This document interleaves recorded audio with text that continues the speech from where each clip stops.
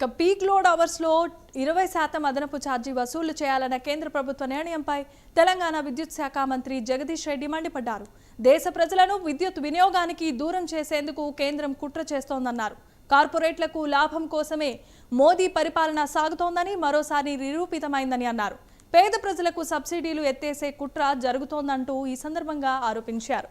తెలంగాణ ప్రభుత్వం సబ్సిడీల భారాన్ని భరించి నాణ్యమైన విద్యుత్ ఇస్తుంటే ప్రజలపై కేంద్రం భారం వేస్తుందని ధ్వజమెత్తారు. తెలంగాణ తెచ్చుకోవాల్సిన అప్పులు న్యాయంగా తెలంగాణ రాష్ట్ర ప్రభుత్వం యొక్క పర్ఫార్మెన్స్తోని తెచ్చుకునే అప్పులకు కూడా అడ్డం పడుతూ మీరు విద్యుత్ మీటర్లు పెట్టలేదు కాబట్టే నేను మీకు FRBM పరిమితి ఇవ్వనని దుర్మార్గంగా ఎట్లయితే రాష్ట్రం మీద దాడి చేస్తున్నారో గత 2 సంవత్సరాలుగా ఇవాళ మరింత నగ్నంగా బయటపడింది మోడీ పరిపాలన యొక్క అసలు రూపం.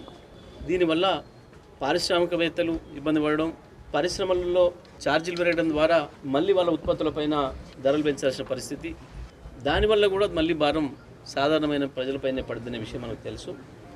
ఇప్పటికే గ్యాస్, డీజిల్, పెట్రోల్ ధరలు ఇబ్బడి ముబ్బడిగా పెంచి ప్రజలు మళ్ళీ పొయ్యిల కట్టెలు వాడుకునే స్థితికి తీసుకుపోతున్నాడు. ఇవాళ మళ్ళీ విద్యుత్ ఛార్జీలు 20% అదనంగా వేస్తామని చెప్పి సాధారణమైన గృహ వినియోగానికి కూడా ప్రజలకు అర్థం కావాలి. ఇప్పుడు వాళ్ళు దాంట్లో పేర్కొన్నది పీక్ అవర్స్లో.